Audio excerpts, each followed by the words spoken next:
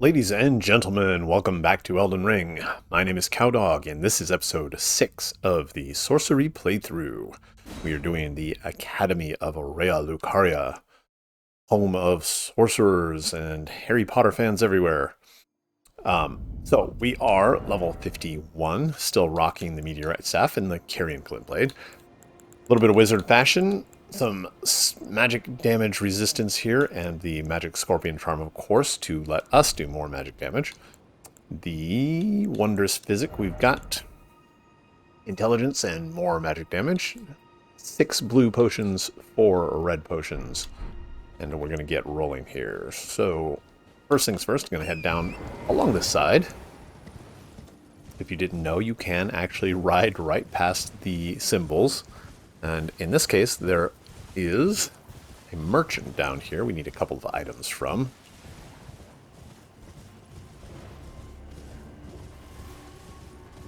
Lots and lots of wolves for some reason. And here we go. First off, selling all of this garbage, cleaning out the inventory.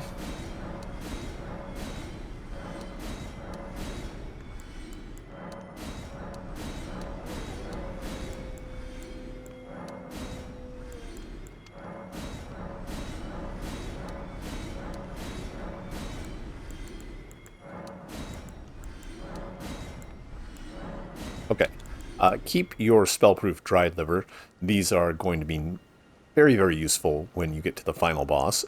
Renala, the Queen of the Full Moon, she does mostly magic damage.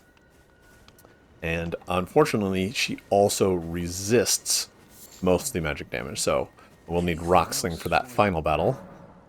But the good news is, along the way inside the academy, we get a new talisman, which will speed up cast times.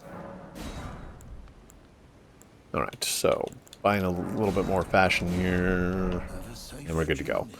Now, at the very bottom of the hill, we have a Bloodhound Knight. And he is guarding a Celestial Dew.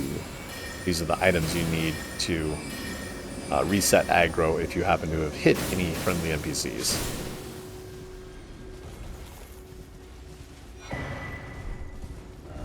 Alright, back to the front.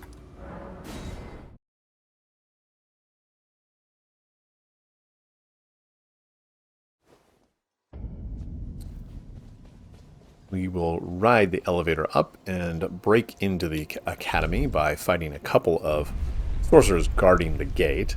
Probably one of the best ways to do this encounter is you can, of course, zigzag back and forth. But, once again, our bow is going to come in a little handy.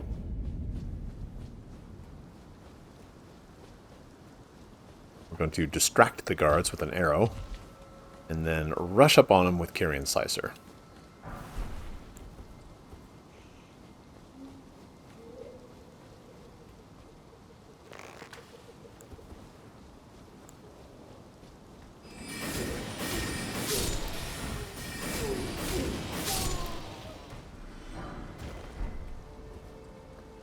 Right past the doors, we've got a higher level wizard and a couple of mannequins that will drop down from the ceiling. But also, secrets already. We will not be needing our bow again anytime soon.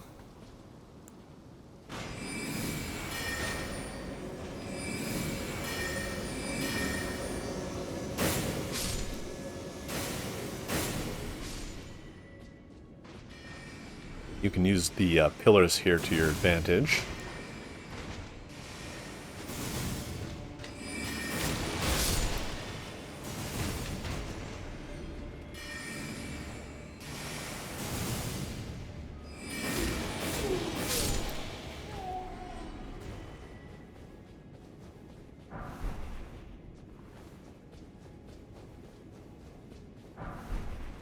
Alright, up ahead we have lots and lots of zombies. These ones, if they grab you, will not only hurt your health bar, but they actually also drain your FP. So for a melee build, that's not such a big deal, but for us, we really, really do not want to be wasting our blue bar by having our brains eaten.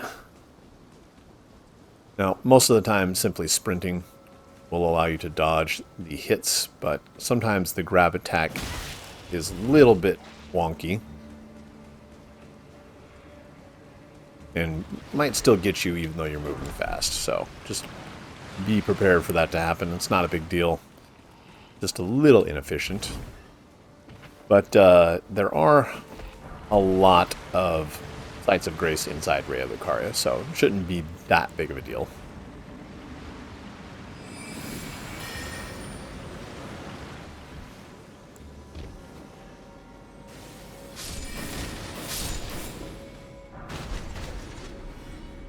Alright, there's always another dog somewhere that I miss.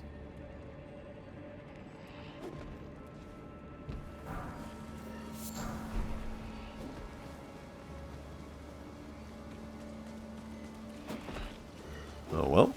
So, right here we have the Carrion Knight armor set.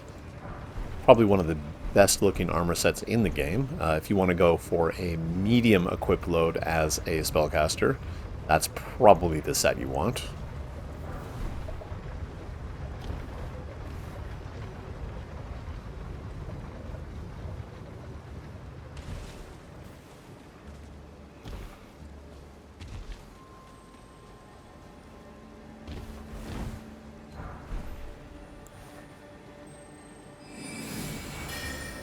Oops.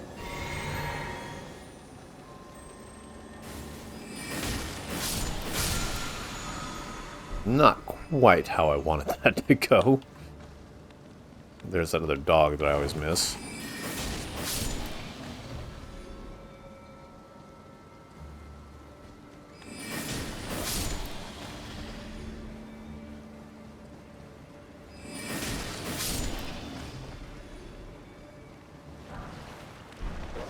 And more dogs.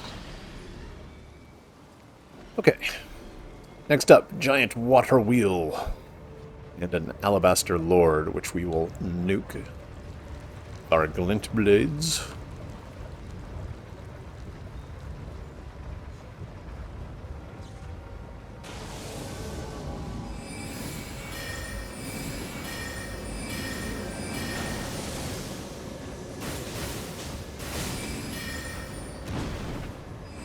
Be very, very careful not to accidentally roll off the edge here. Gravity Well, that's the spell that those guys always shoot at you that pulls things in. Probably really good for PvP, not so much for the regular game.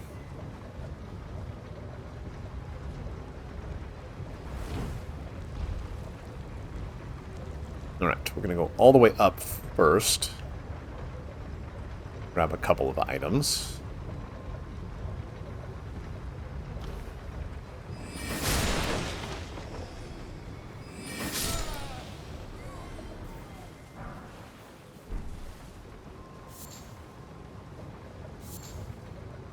So that item right there, I'll show you how to get in just a little bit, but first we have to go over here. Actually, no, I'll do that one first. I need to get this side of grace anyway.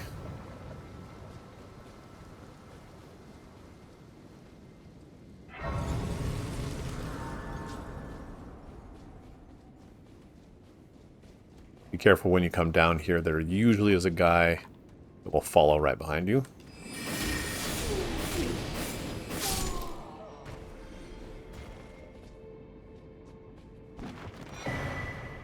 Another spell scroll, some items. So right here, you notice that this room is full of bookcases full of books, but this one for some reason doesn't have any books on it. That is because it is a secret door.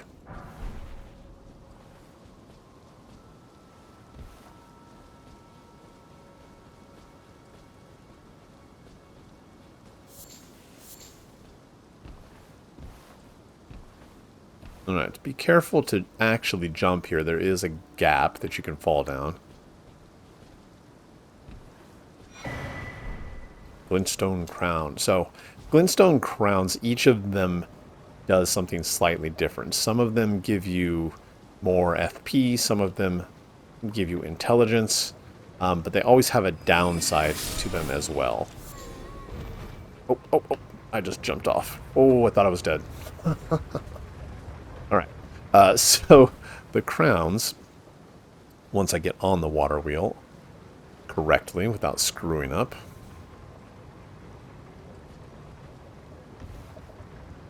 Alright. So, increases intelligence to the detriment of hit points. So, it gives you 3 points of intelligence, but lower hit points. Now, maybe that's worth the damage. I don't know. Personally, I think the combination of the drawback, how stupid the helmets look, means that it's not worth it, but I'll leave it up to you to decide if you want to wear a Burger King hat or not. Not gonna judge you.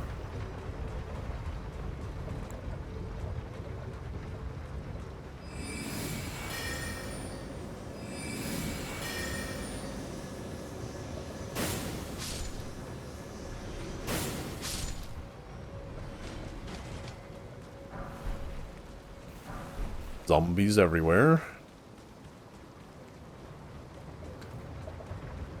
Alright, and at the very, very bottom of the water wheel here, the elevator, there is an abductor version that if you let it kill you, it will actually take you to Volcano Manor, and we are going to do that.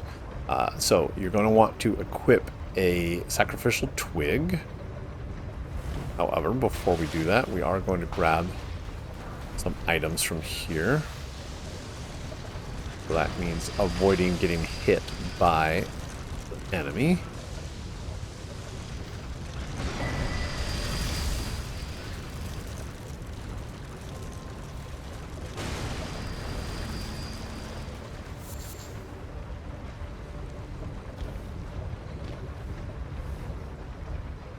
Okay, so quick note about the long-tail cat talisman I just picked up. Grants immunity to fall damage, but it says does not prevent death from high fall. So that didn't used to say that because people assumed that the only way that you died from falling long distances was because of the damage. It is not the case. I've talked about this before, but falling damage and instant death from falling too far are two different things. The long-tail cat does not protect you from instant death. It just prevents you from taking damage.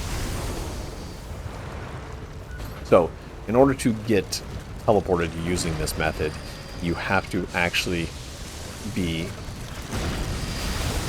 killed by the grab attack like so. So it can be a little bit tricky to get that timing right.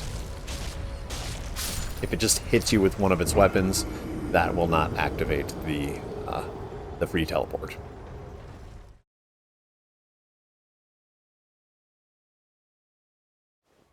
Okay, so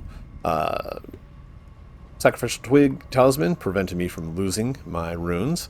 Unfortunately, it does not prevent you from losing any rune arc effects you have, so if you have a great rune equipped, you will need to reset that. Alright. Now, if you so choose, you can actually sprint and jump across to that ledge and get access to those parts of Volcano Manor. I will not be doing that. It's not part of this run, but it is an option if you want it. We are technically under the effects of a trap chest, so we need to find a site of grace. The lava does not actually do that much damage, even though it's lava. It will only hit you for like a small amount of chip damage. We do have a bunch of bats that we can kill here. They are higher level because Volcano Manor is roughly level 80 to 90, so these guys will take a couple of extra hits to completely knock out. They are worth more runes and can potentially drop golden runes, I want to say 7 or 8. If you're lucky.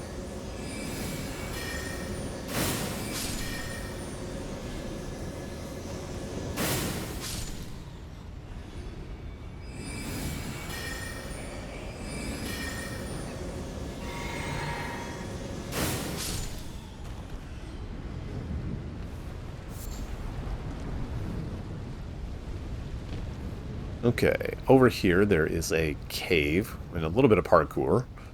Some cliff jumping.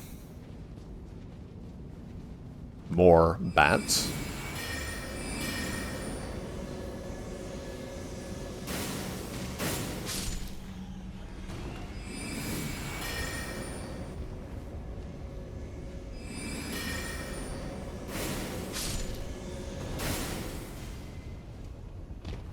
Some fire slugs.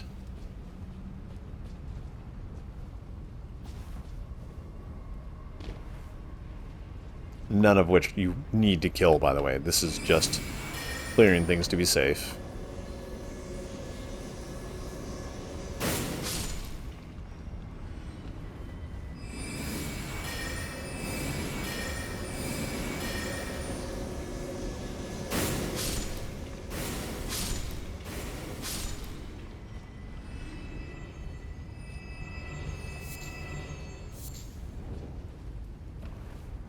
Okay, so this part is a little bit tricky sometimes.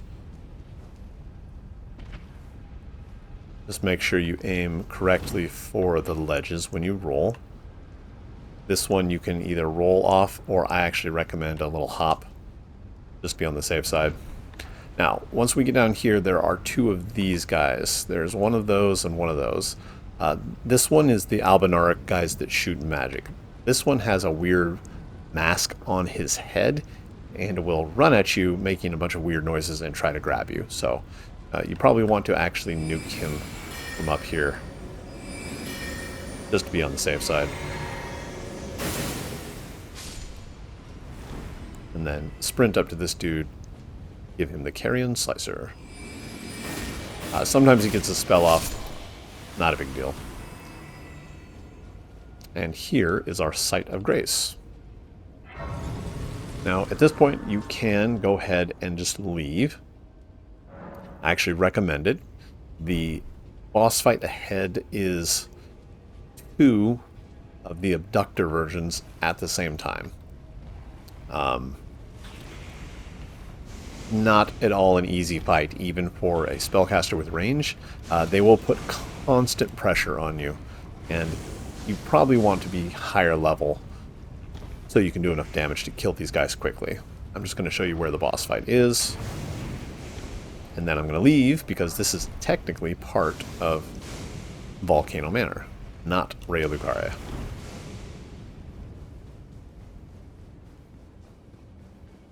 Just make sure that you did actually rest at the Site of Grace. Otherwise, you'll be stuck here and you will have to fight these.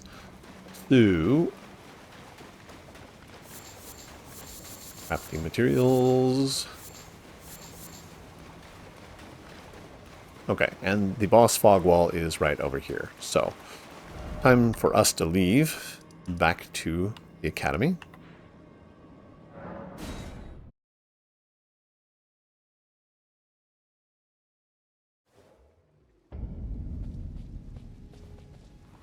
Alright, next up, this first hallway is pretty easy. It's just got a bunch of regular wizards, but the following area is a little bit tricky because there are many of these guys combined with some jar warriors.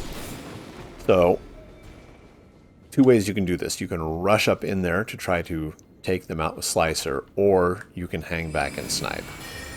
Sniping is probably the safer of the two.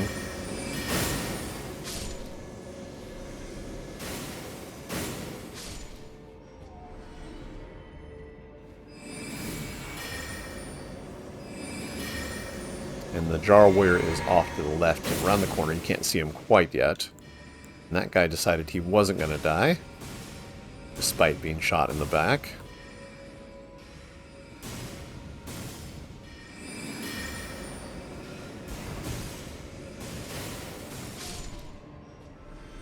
Okay, one more right here. There's the jar warrior. He's going to come on down.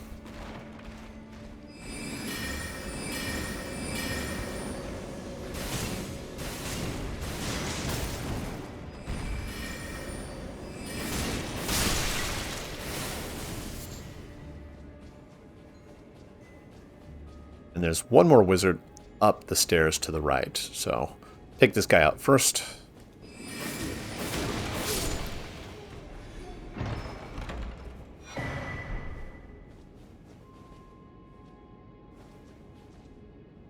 Oh, the guy didn't come down. Weird. So this door is locked from this side. Show you how to get there in just a second.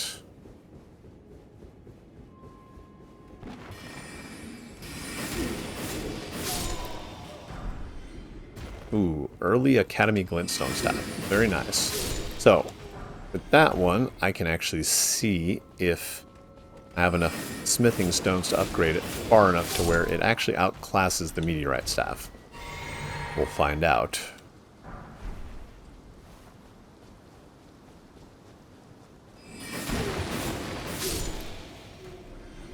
Okay, so you have an option straight ahead in the fog wall. That is the Red Wolf of Radagon.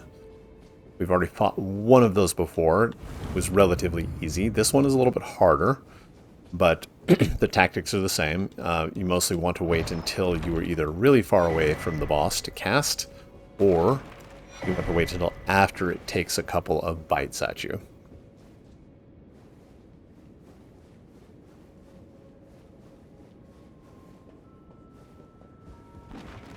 The whole time it's going to be shooting glint blades of its own, so you will have to dodge those as well.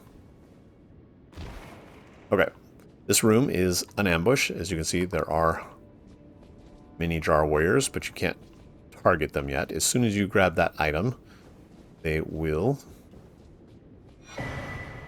decide to pop up. You can just open the door and leave, however.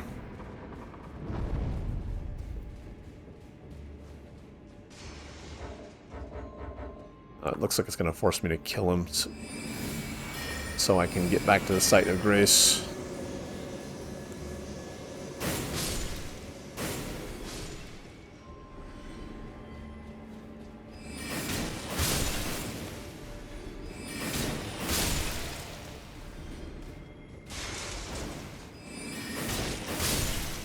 Fortunately, these guys are not very difficult. Okay, resetting all my potions. This time I'm going to run past, straight to the boss. Hit that wondrous physic so you don't have to stop running. The last thing I guess I'll say about the Red Wolf is, in a lot of ways, it's pretty similar to the ulcerated tree spirits, although much more aggressive, with more animation reading and less hit points. A lot of the dodges also look like attacks, so it can be a little confusing. It might take you 3 or 4 tries. The best part is that the Red Wolf is kind of a glass cannon fight, so just be patient, spend the time to learn the dodges. This one you can punish with Slicer.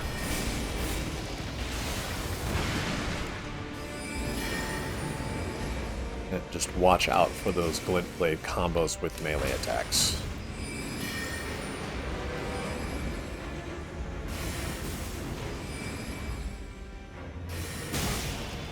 Anytime you see the dog just standing there watching you, chances are it's going to animation read you if you try something.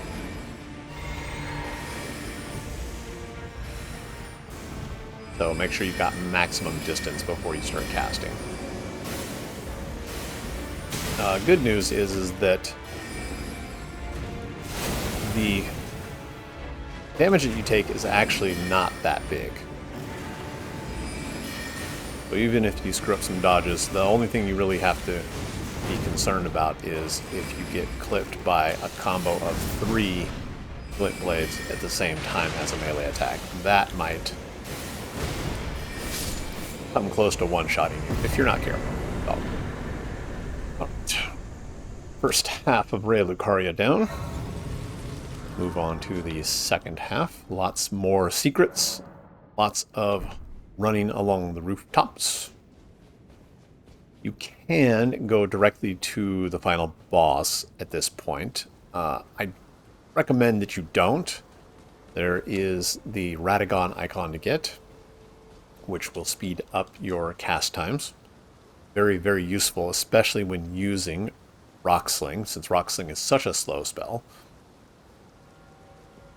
It will come in very, very useful to be able to cast a little bit faster. The way that cast speed works in Elden Ring is it has a base value, and then it is modified by dexterity. And what the Radagon icon does is give you the effects of 30 virtual dexterity that only affects casting speed. So maximum casting speed is obtained at 70 dexterity. So if you have the Radagon icon and 40 dexterity total, you're good to go. This is late game. You don't want to be investing in dexterity early before you've got your vigor, your endurance, your mind, and your intelligence all at the soft caps. The other thing you can do is also found here in the Academy is Azure Staff, or the Staff of Master Azure.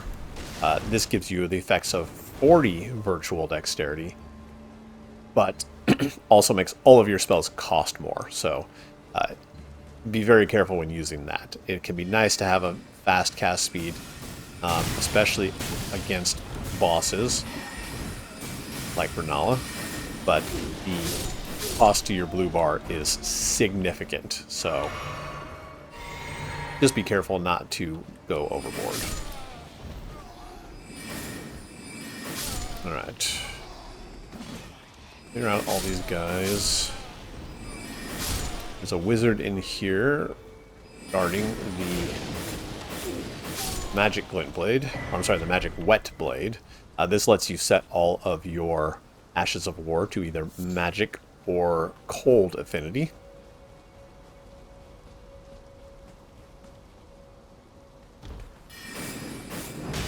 Getting hit by a dude with a book. God, I'm playing like crap lately. Whew. Oh, getting hit left and right. Alright, that shortcut is open. Head out here and grab some items. Stone sword key. Just keep an eye on this abductor version. It patrols all around here, and you don't want to get caught while you're dealing with something else.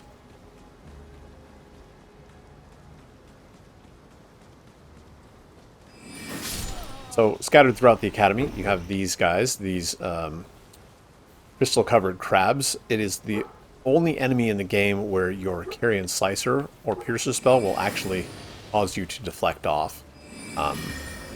Pretty interesting mechanic that I'm a little surprised that wasn't used on other enemies throughout the game, but maybe FromSoft was just experimenting with these ones. Who knows?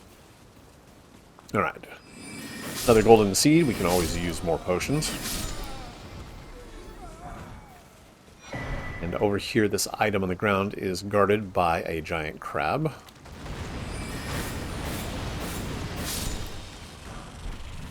The giant crabs will, instead of spitting water, will create a cloud of sleep poison. Stuns you very briefly, but more importantly will drain some of your FP. So try not to get hit by that.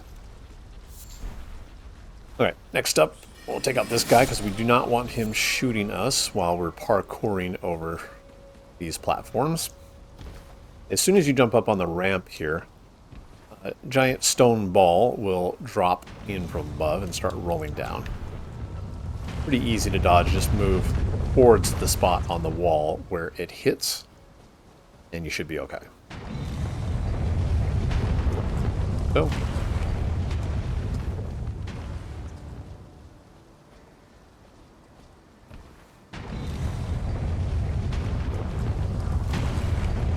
you can actually also stop the ball from rolling entirely if you kill some enemies up above there in the walkway. I'll show you how to get there in just a second. First, we have to deal with Moondrum, everybody's favorite parry god. If you try to use Slicer or Piercer, he will parry those because he has the Carrion Retaliation Ash on his shield. So you want to stick purely to magic glint blades. And like most NPCs, he will block a lot of them or just run into them.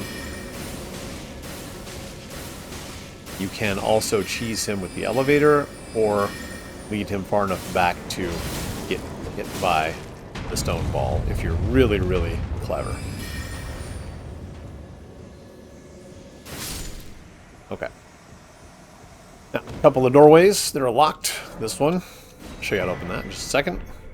This teleporter, do not take it. It will actually send you all the way over here to the Turtle Pope.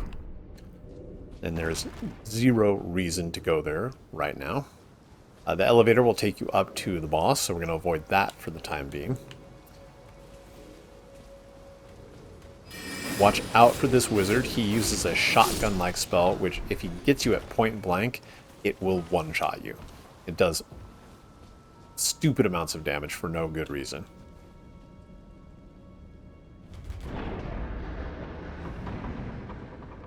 Okay, so that door is open. We're going to head up here. There's a pumpkin head with a giant hammer and 2 or 3 wizards. You want to take out the wizards first. That way you can sneak up and stealth kill the pumpkin head. You really, really don't want to fight the pumpkin head in such an enclosed space where you're not going to be able to outrange him.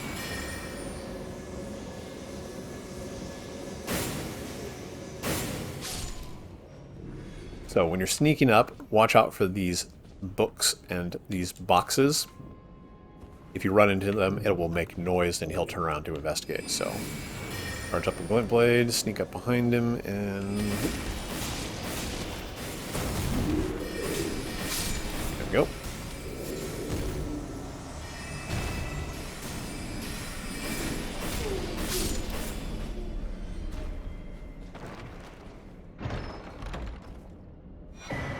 Glintstone Scarab.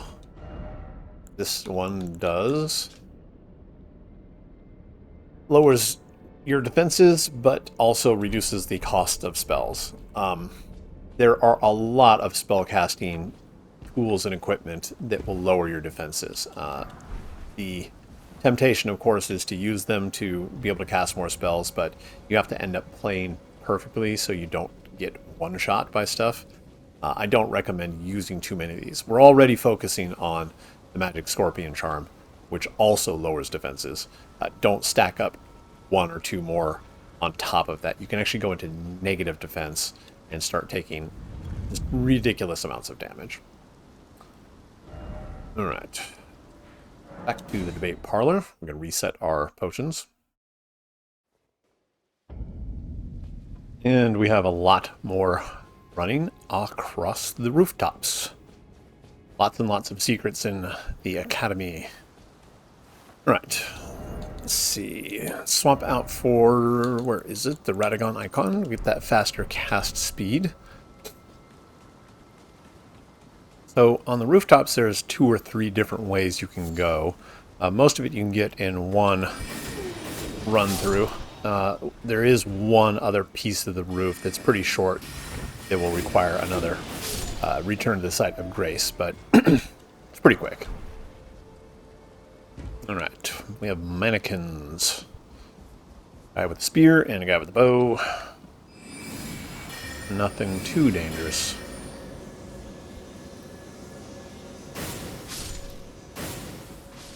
You do have to take out the guy with the bow even if you want to run past here, because otherwise he will shoot you off of the ladder.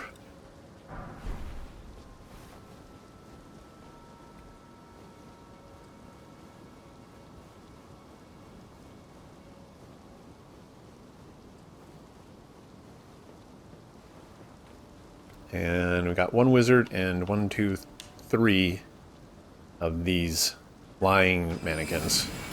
They work the same as any other mannequin, where if you don't kill them in one hit, they will go into kind of a berserk mode. So just make sure you get them in one go. And as you can see, the wizard casts a spiral shard at you, but it's got pretty short range, so just back up, let your spells do their work.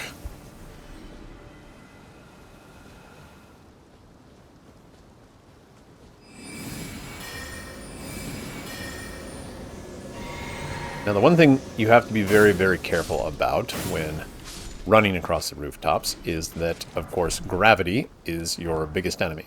You're going to be attacked by lots of stuff on the way, so make sure that you always clear stuff first before you proceed, because chances are pretty good when you're going to do a jump, there's going to be something that will attack you on the other side. So in this case, let's see, where is it? I know that there's some guys here to attack me. I just can't remember exactly where they are to lock them up. Anyway, let's go ahead and do the jump. Have Slicer ready because I guarantee something's going to attack me. Somewhere. There he is. Oh, and there's gravity at work. What else do we got? Guy with spear. And I thought there was one more. Oh well, we'll find out in a second. So, you want to stick to the left first.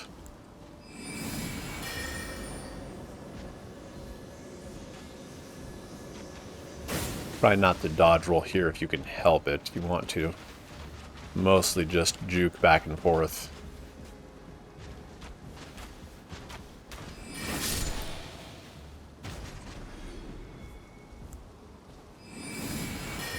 Your biggest risk, like I said, is you're going to go to dodge something and you're going to roll off the side and feel really dumb.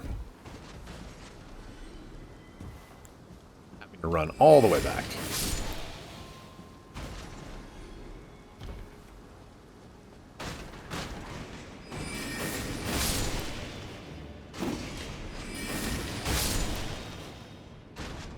Okay. Up and up and up. Absolutely, completely pointlessly long ladder for no reason. I would have assumed in a different game this would be a loading screen. I'm not really sure why they did this here instead of an elevator.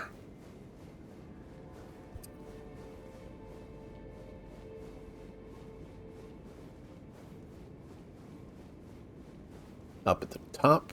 Don't miss the chest. This is the full moon crossbow. If you're going to use a crossbow, this one's probably it, although the ammo is very, very expensive.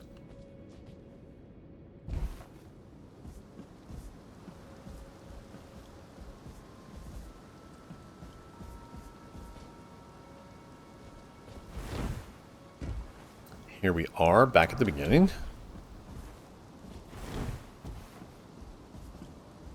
I'm going to follow the same path, but this time, instead of sticking to the left, that way, we're going to go to the right. And remember that this guy is here, because as soon as we get over there, chances are he's going to fly down and try to hit us.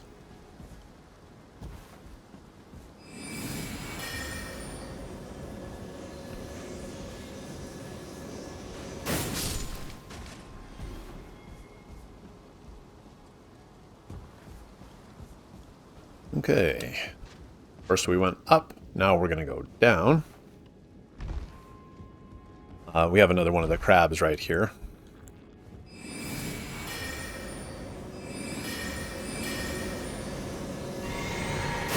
This is the Lazuli Glintstone Crown. So that one is intelligence and dexterity at the cost of hit points. Over 100 hit points, so not great.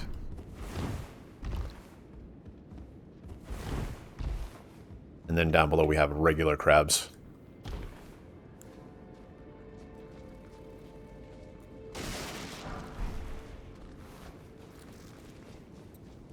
Okay, back up. So our last, oh, by the way, our last glintstone crab is right over there, and we'll get there in just a second. A little bit of a detour. We're going to head over along the ledges here. We're going to grab a second imbued stone sword key for the 4 belfries.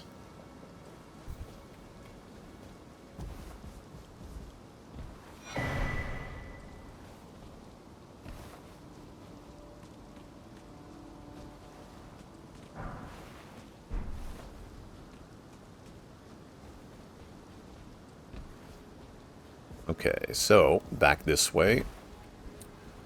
Gonna take out this dude, and then jump over.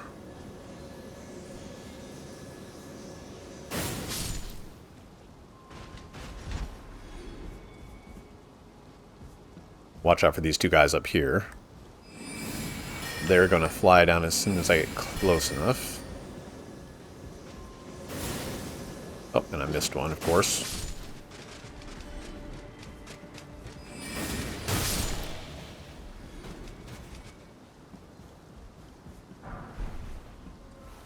And finally, a little bit of parkour through the rafters. And we'll drop back down to the front entrance. On the way, don't miss this. This is your Flintstone key. You can give that to Tops for his part of the quest. And don't forget to get the final crab. I believe this is the Twin Sage. Which one do we not have? Yeah, this will be the... Yep, Twin Sage. So, that one is greatly increases intelligence, so that's 6 points of intelligence, but it costs you hit points and stamina, so not great.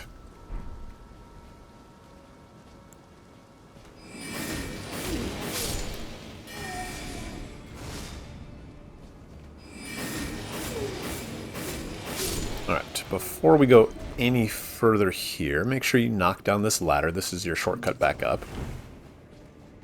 In case you get killed right here. Oh, out of spell points.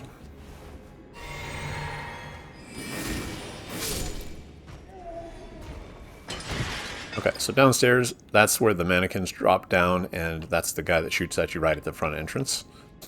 Because over here, where is it? Of that shotgun spell. And then there's this guy. This is a higher level page. He fires the crossbow and has a rapier like the others. His crossbow fires 3-round bursts of exploding bolts that will probably kill you if you catch all 3, so...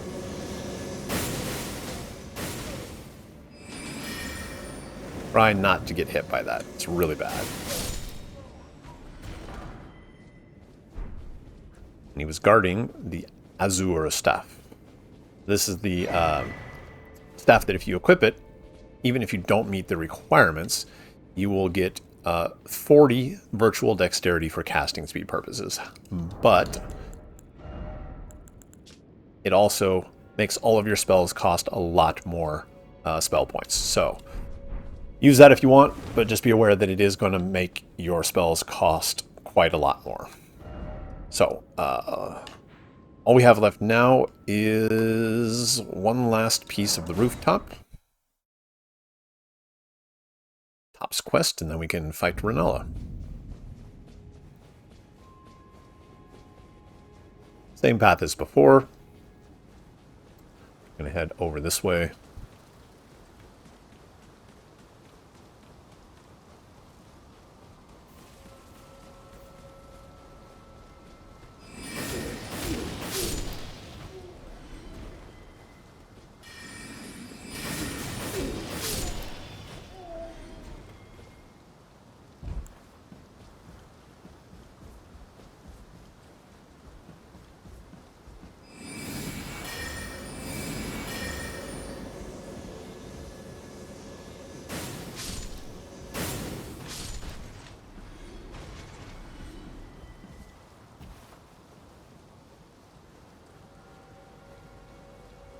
Back up the ladder, past the flying dudes and the wizard.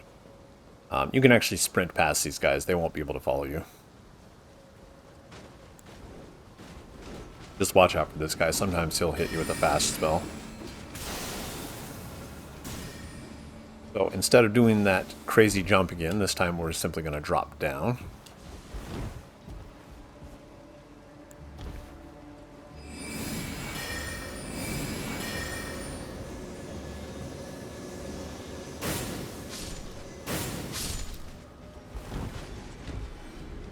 Run over here.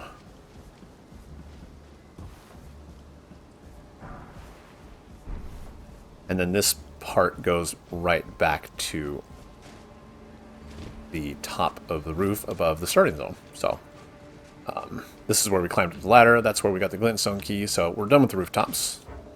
And I'm still stuck in combat with something. There we go. Alright, let's go give the key to Tops and do his quest.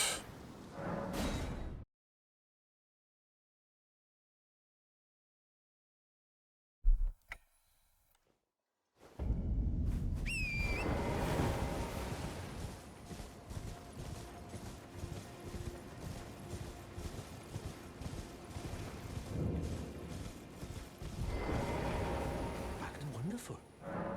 Are you certain you're willing to... Mario, thank you. Now I can go to resume... Back to Raya, of course. With you a blessing. Perhaps. Who knows?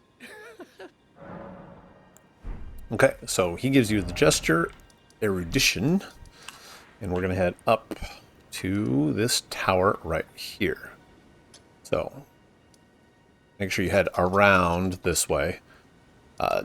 If you try to go straight through, you will fall down towards the Bellum, the Assassin Catacombs area. I've done it before. It felt really stupid.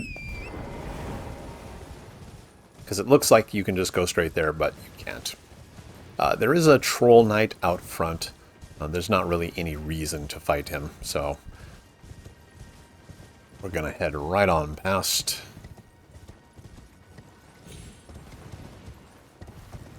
Now, the hint for the puzzle says, may erudition light the way. Now, you got the gesture. You might think, oh, I'll just do that and it will open. But you can't just do the gesture. You actually have to be wearing one of these crowns when you do the gesture. And it looks like this.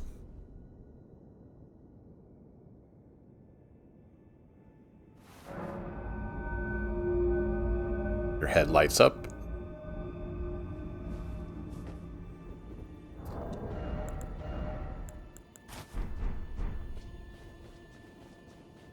There's one of these giant balls of faces. There's zero reason to fight this thing. I'm not even sure why it's here. We're just going to run past to the elevator. Go up to the top and get a couple of spells. The Cannon of Haima and... I can't remember what the other one is.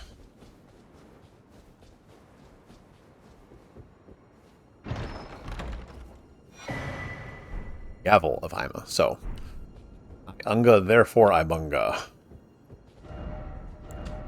Right. Back to Tops.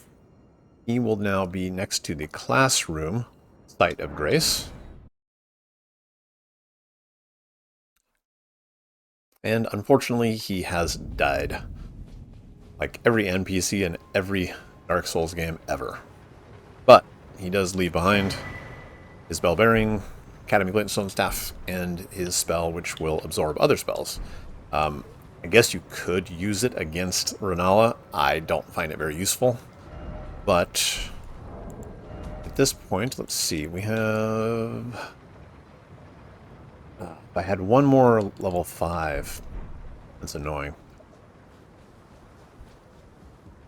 Alright, time to fight Renala. So let's grab... I'm going to use the Meteorite Staff, and I'm actually going to offhand the Azure Staff for maximum cast speed. I need to memorize Rock Sling, because Renala resists 90% of magic damage.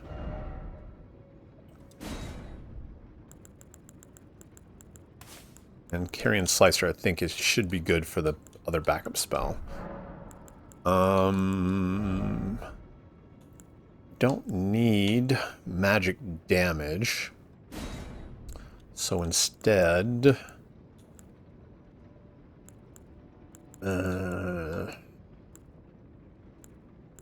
use the hit point, just in case we take some hits. Should be good.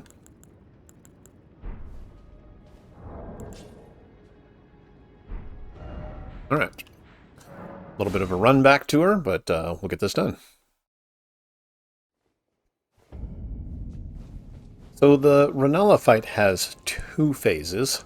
The first one is she hides in a shield, and you have to knock out the three specific minions that have a yellow glowing aura on them in order to break her shield, and then you can actually do damage. You don't actually have to kill the minions, you just have to hit them to interrupt them. You can use Slicer, you can hit them with your staff, whatever works. When Renella's shield breaks, then you have a short window to attack, and then she will reactivate the shield. You have to do it again. So, unfortunately, we probably won't be able to do enough damage to kill her phase 1 in one go, but it shouldn't be too hard to avoid the damage and get to a second phase. So, once she's in phase 2, it's a completely different arena. She will summon spirits, a wolf, a bloodhound knight, a dragon, or a troll. And you have to avoid those while trying to do damage to her, and the whole time she's casting spells at you. So, generally speaking, the best strategy to fight Renala is to strafe kind of around to the left or right. Usually you want to get pretty close, but it's not required. Her spells will often just miss you as long as you are sprinting, but sometimes you may have to dodge roll, like with her initial laser blast. And of course, if the spirits are attacking you, you definitely need to be patient and prioritize survival over anything else. So, here we go. You can use your flask right away. I usually wait until the beginning of phase 2, but it's kind of whatever. Oh, got the cutscene first. So, there's the shield. There's the yellow glowing. Now, the whole time, they're going to be throwing crap at you. So, if you're not sure where the next target is, listen for the singing.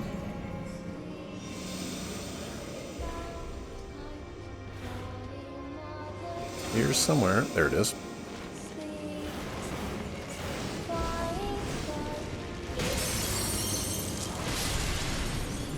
Most importantly, when you see little fire things coming from the ceiling, that means something big is about to fall. Don't run there. Alright, there we go. Let's see if we can... The game will let us target Renala instead of her minions. You do need to get just far enough back so that all three rocks connect. It can be kind of annoying. There's the shield again.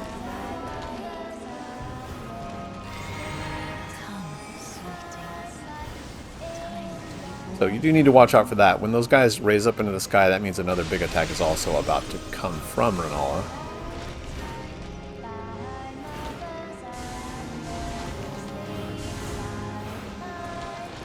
And am I missing it? I guess so. Oh, there it is. The second I stop looking for it, of course, is exactly when it comes out. More.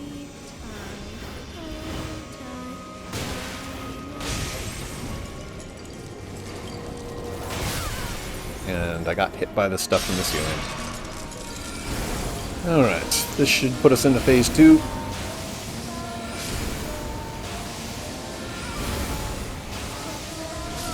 There we go.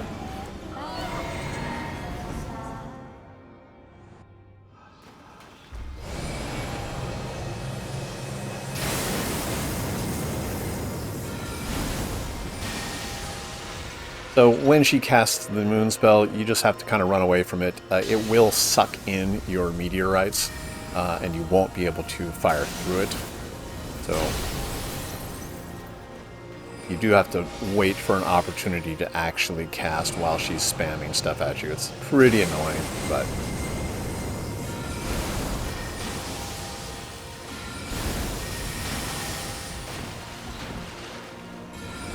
There's the summon.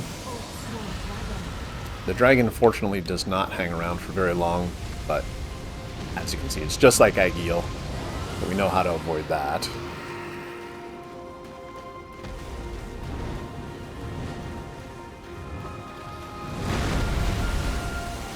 There we go. Oh, I get clipped here by this. Nope.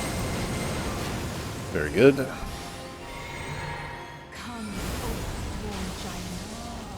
And the troll is not very difficult to avoid. One thing you should note is that whenever she does do a summon, the target lock will drop, and you'll have to retarget her.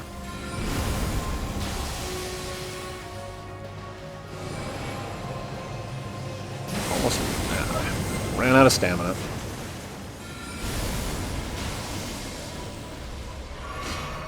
Okay, Bloodhound Knight is the most annoying because he does not disappear when she summons another one. But you should be able to just sprint away from him.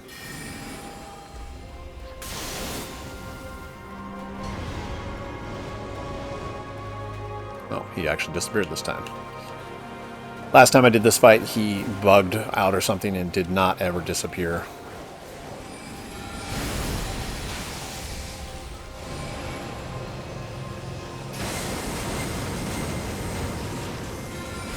Alright, a couple more casts and we should be good. There we go.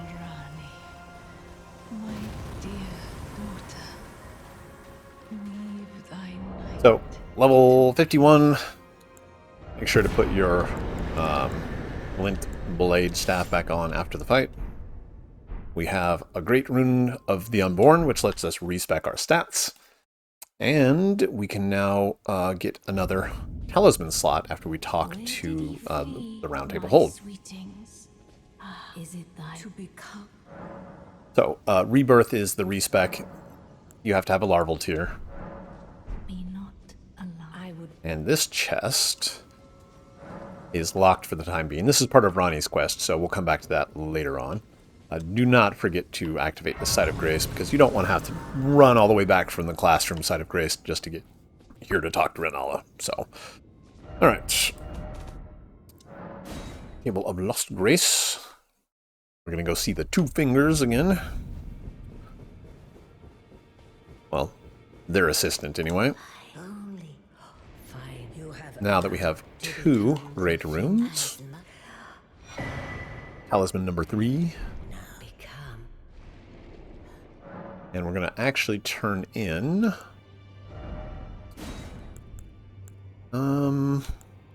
yeah, Renala's full moon is 70 intelligence. We're going to go with the Carrion Regal Scepter for the time being.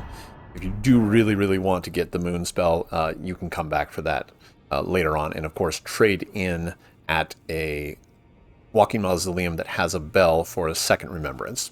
We can also buy the gear here, and we're going to buy the Crescent Crown. It looks a little silly, but it is 3 intelligence for no downside. There we go. Also tends to block your camera view sometimes, but it's not too bad. There is not really an armor set that goes well with this, other than, of course, the normal wizard robe stuff. So, let's see if there's anything that doesn't look stupid. That's not great.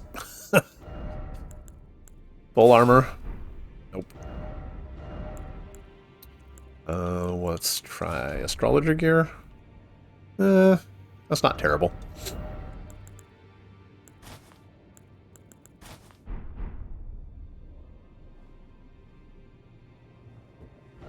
Alright. Looks like we're still in medium equip load again. What are we going to do for our third talisman? Oh, Graven Skull Talisman. Unfortunately, it is only 2% magic damage for our spells. 2% or 3%, something like that. We'll get a better version of that later on in the game. But for now, it's just all about just increasing our damage. What else can we do to lower our equipment load? Well, maybe. No, medium.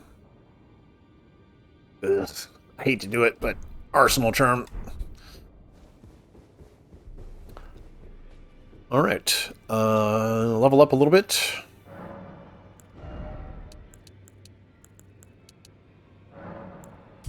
Level 56. See if I can get away with the Erd Tree. Nope, still medium load. So, okay. That is the Academy of Raya Lucaria. We've already done Caria Manor as well. So, next up, we are going to go into Caelid, the Swamp Zone. Who else can we check on? I think all the NPCs are good to go here. Keep in mind, since we've been to Altus Plateau, if you talk to Corin here, he will move to Altus after you rest or move to a site of grace. What else? We got Gideon, maybe? Well, wonderful. Make the journey to the capital. The two things you may be for we. Fine, she hides in a she knows.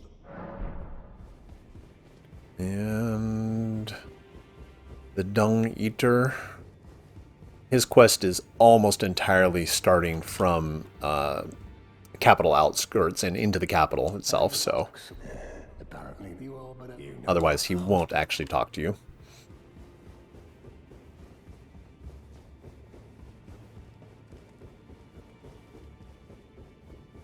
I think that's mostly it.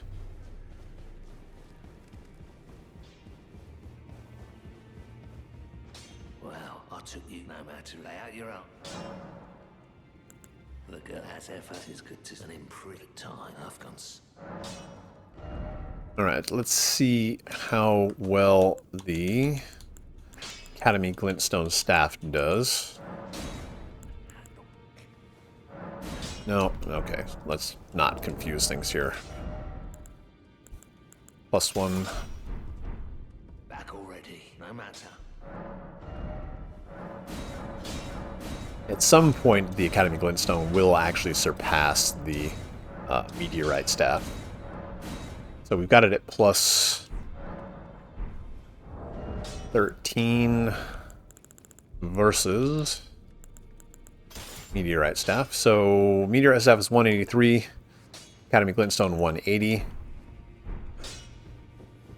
Let's drop down below here. Oh.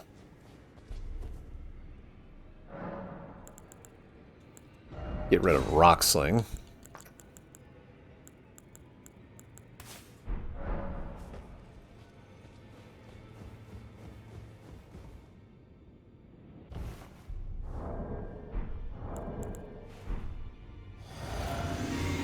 Okay, so with the Physic running 46 Intelligence, we've got 205 with the Academy Glintstone and 208. So the Meteorite is still very slightly better. After a couple more upgrades of the Academy Glintstone, we'll probably switch to that before we reach 60 Intelligence for the Carrion Regal, which unfortunately we cannot use just yet. So I think that's it for now. Let's head over to Caelid. We're going to start at the Smoldering Church and then go from there.